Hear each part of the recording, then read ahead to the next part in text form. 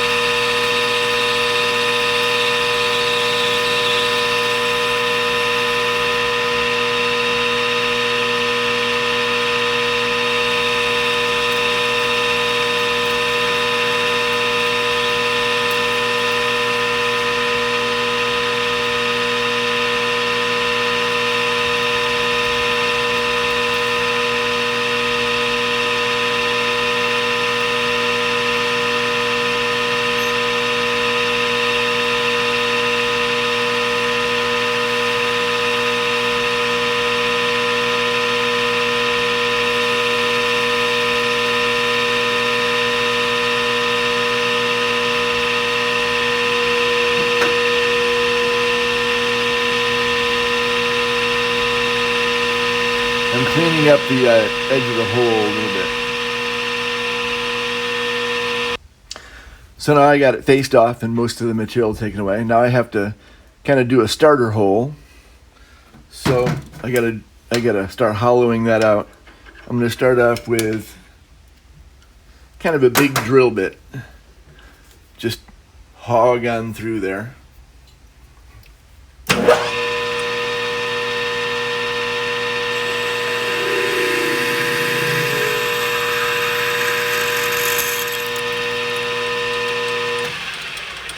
Now I have enough room for my boring bar to go in. A boring bar is a inside turning tool. We can zoom in here.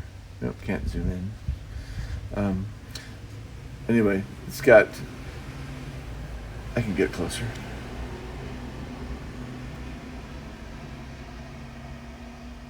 Trying to get it to focus. Okay, now you can see the tip, and you can see the little notch. So this does the face, this does the bore, and then this notch allows me to make a groove inside there to make a thread relief gap.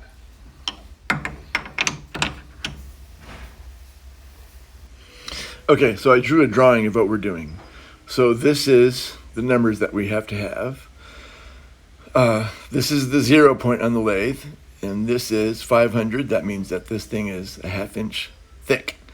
Then this face right here is at 375, which means that the rest of this is 125 of an inch, 1/8 of an inch, 125 deep there. That's the part that's attached to the rim. Then we have to hollow this out to, if you know what minor diameter, I make it 715. That's the point of the threads farther this way. And then when the threads get cut with a threading tool, the tip of the inside of the thread is going to be about 750 because it's a 3/4 inch by 32. Oops, I didn't write that down. 32 TPI. That's hard to do when you're looking at your camera and writing at the same time. 32 threads per inch by 750, and that's what we're going to shoot for. So there you go. Okay, so now I have my 0 point on my machine for this face, I'm going to plunge in, turn this hole out to 715. I'm going to do it 375 deep like the drawing said. So I'm cutting out. I'm about at 600 right now, 630. I'm going to go in 375. I'm actually going to go in about 350. And I'm going to face it off later. You can see I have an ink mark on there. That's about 350. I'm going to take, this is now going to be 680, 690 right here.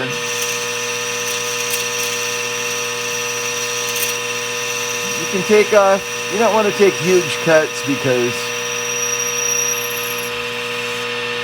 you don't want to have this thing clamped super hard into your part. So I'm going to, this is going to be 710 right here. And then I'm going to, so now I'm at 710. And then now I'm facing off the inner face right now. So this is going to be, I want to be at 375 deep. And I'm facing off. I just hit now I'm cutting that groove, my thread relief groove, which is going to do to about 750 because that's how my major diameter is. Now I'm gonna, here's my 375. This is my last facing cut, right at 375.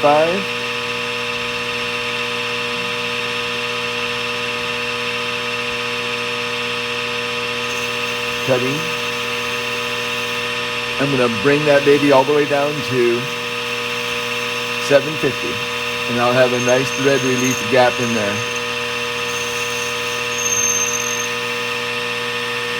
So, now I'm faced off, and I'm at 375 deep, and I have a thread relief groove, which was made by this little notch on the tip. Now, the hard part, I'm going to recenter this piece in the chuck, and I have 5 more thousandths to go on this diameter because I'm going to recenter. I need to make another cut. But I want to recenter to get the cup centered, not what the throat was, let's say, because the throat and the cup might be different. You never know, and it happens a lot. So now that's going to be the tricky part. So here's my drawing again. Now I'm going to get the nib of the indicator to come in and touch right about there. Oh, I'm drawing, but right about there, while this is spinning, that is going to be where I'm going to indicate to, okay? Just to show you what we have, I haven't changed this yet, but I'm indicating on that surface, and it's telling me that I'm about 1.5 thousandths off center. See that? So now I'm going to fix that. I'm going to fix it by loosening the chuck just a little. I got to be able to, I want to keep it exactly in the same spot. I took the pressure off the chuck, and I should be able to tap this with a hammer and get it to be right. So now I'm going to move this baby just a little bit.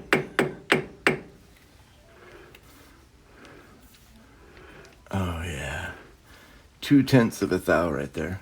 Let's see if I can get it to 0. That's really good though. Usually if you're to 1,000th, it's pretty good. We were only 1.5 thousandths, but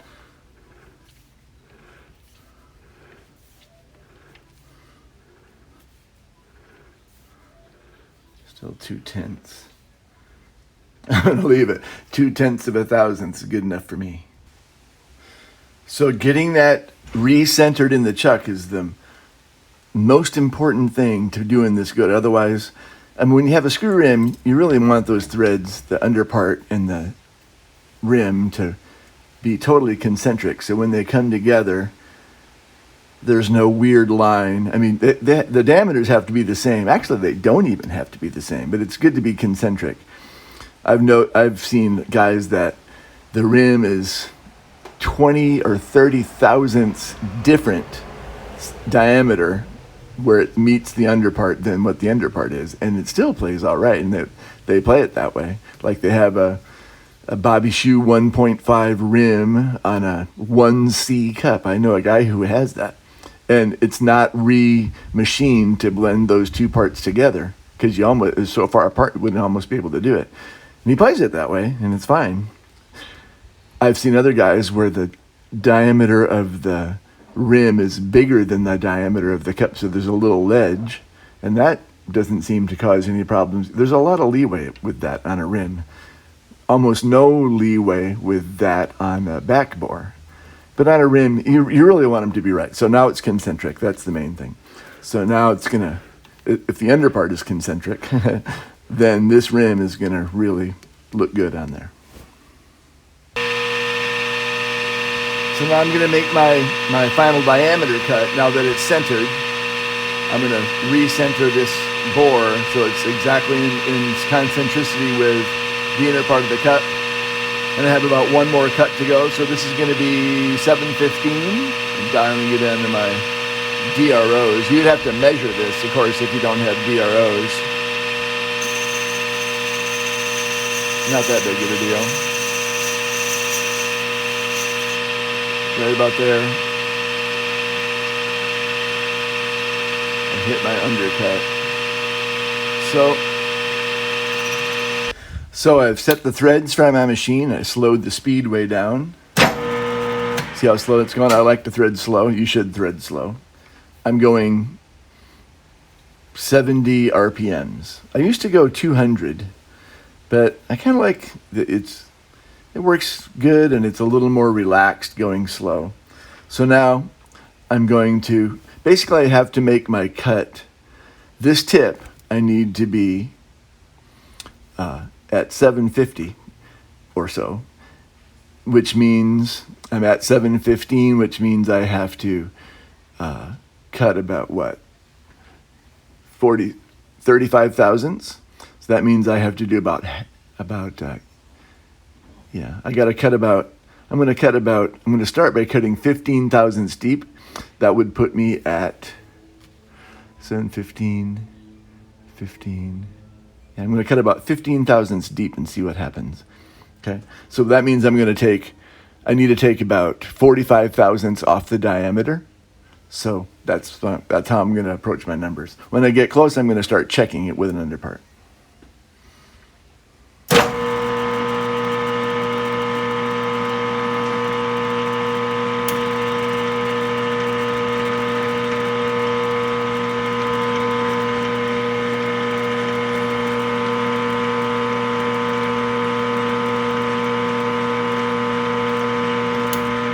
Stop it, back it off, let it out.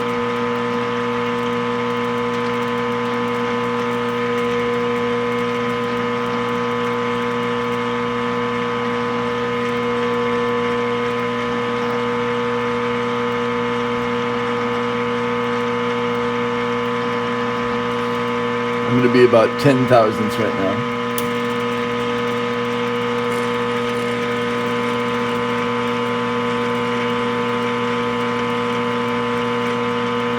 Stop it. Let it out. I'm going to be about 20 thousandths off the diameter.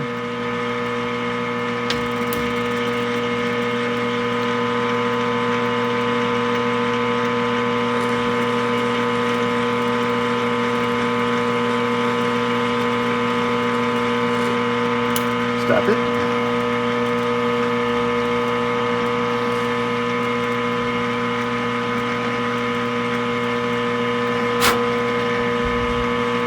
We'll go about 30 thousandths off the diameter. Then I'll check it. There's 25 thousandths.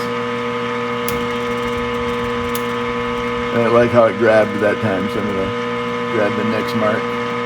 There we go.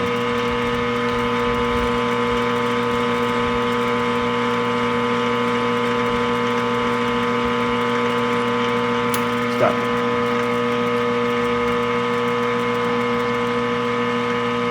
This is going to be 30, 32.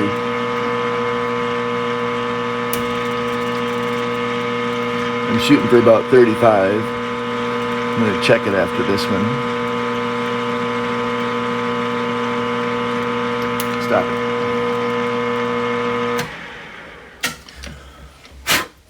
Hey, where's my poor man's air compressor? There it is. Threads look great. I'm going to find an underpart. So just like I thought, it's a little bit tight. It kind of starts. I need to go about 3 more thousandths, probably, maybe 5. I'm at about 30.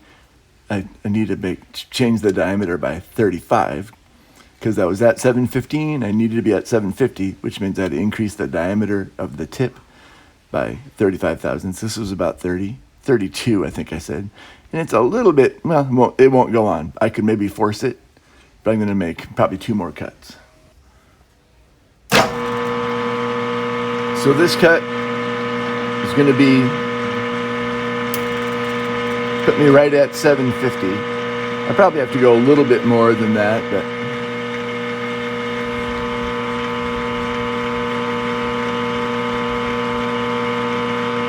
stop it.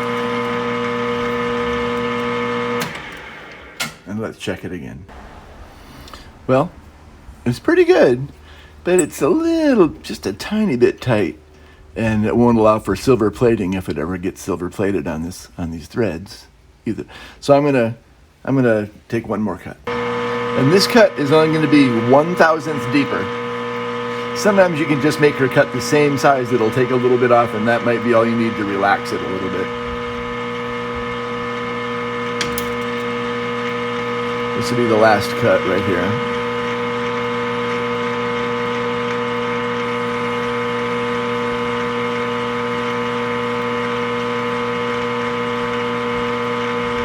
Stop it.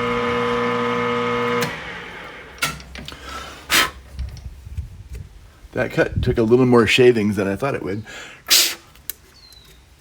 For 1 thou. And I would say this is real good right here. Nice. I think it'll allow for plating. Enough play. Then I usually clean it up with these 3M. Kind of got to be careful because this kind of is sharp a little bit. I'm just cleaning up the threads a little bit. Also the inner edge of there, just in case there's any burrs on it. So now all we have left to do is I'm going to change the shape. See how this rim was a really thick rim, a kind of heavy mouthpiece? Well, I'm going to cut a notch here and make this look a little more like presentable when it gets screwed down there. So now I'm going to cut a notch out of here and maybe bevel this off, although I'm pretty close to the jaws. I'm going to go 1/10 down and about 1.5. I'm going to go 140 down and 1/10 over. I have a drawing about this. This is usually the way I do it.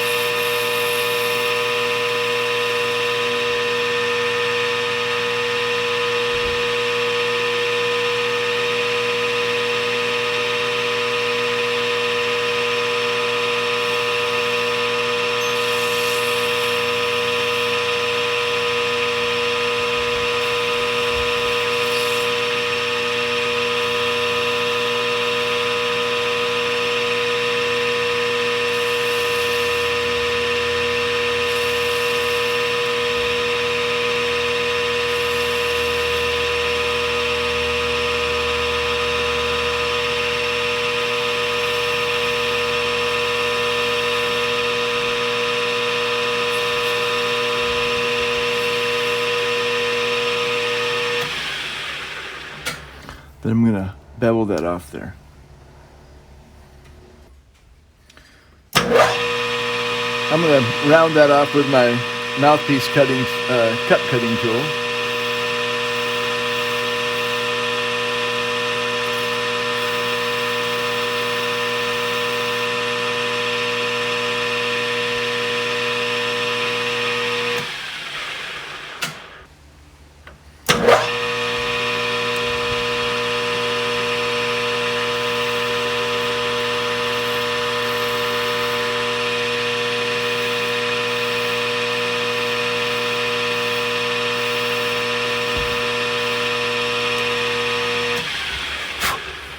Yeah, it looks decent. Looks like a rim at least. Now I don't really have enough room to get this corner rounded off. So I'm gonna put it in a holder and round off that corner a little bit. So one thing that comes in real handy when you're working on screw rims is this screw rim holder that can go in the chuck. So, oops, I forgot to blow this out. There's some shavings in there. Yep.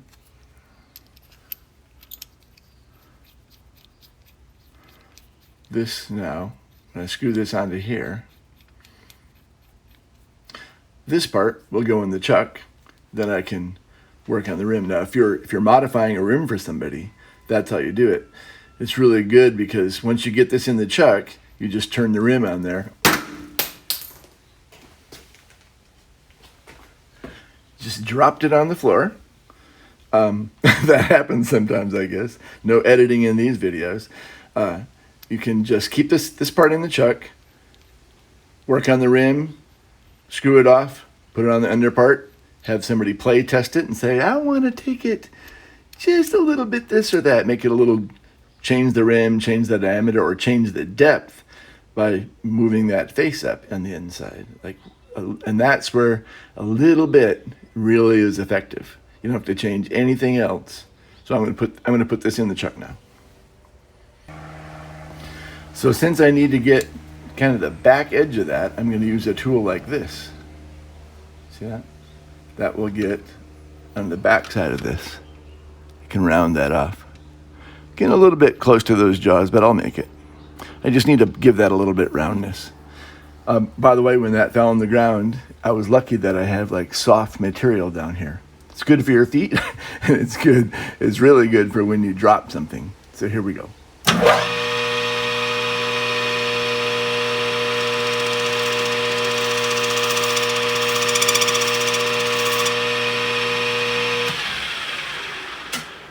Chattering a little bit, kind of need to tighten it.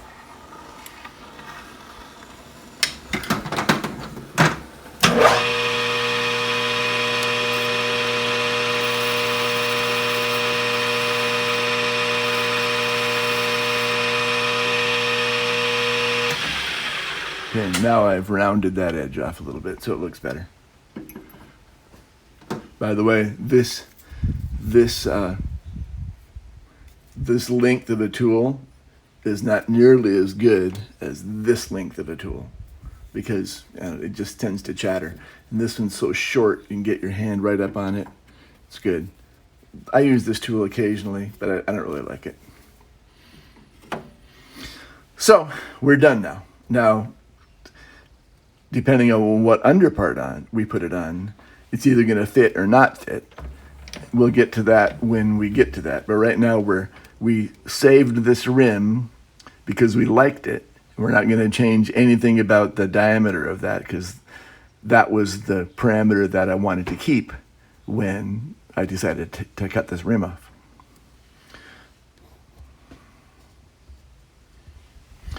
So if you're a shop, like a brass repair shop, and you want to be able to do this job for somebody, which comes up pretty commonly, you should have a holder that'll do Reeves threads, and then a holder that'll do Bach threads. And Bach threads are weird because they're never the same, but we won't talk about that. You should have a holder for Giardinelli threads because that comes around sometimes too, and that's another size. Bach, I don't like working on Bachs because I don't know, the underparts and the rims tend to not fit each other. So you really don't know what you're going to deal with. You take it on a case-by-case basis, kind of, at least with, I'm not sure why that is, but, and it's a little bit of a pain to do to work on box, but Reeves are great. And Giardinellis are great too. So this is ready to play, to put on an underpart. Looks nice. If you were going to silver plate it, I mean, this is bare now, so it kind of should be silver plated. That's kind of why, when you silver plate, I always silver plate on an underpart so that this doesn't get silver plated on the inside. And that keeps compatibility issues from happening. Sometimes silver can go on kind of thick and it can mess up threads. So there you go. Hey, so this is the underpart that I wanted to put it on. An underpart that I play. And I kind of got lucky, but that thing lines up really good. It kind of should, because the diameter of this piece was the diameter that I play, and this diameter of this rim is the one that I play also. I just kind of wanted another rim. So, came out great. No ledge. Can barely even see that there's a line there. No blending. No nothing. And that's because I took the time to recenter it after I had cut the initial bore in there.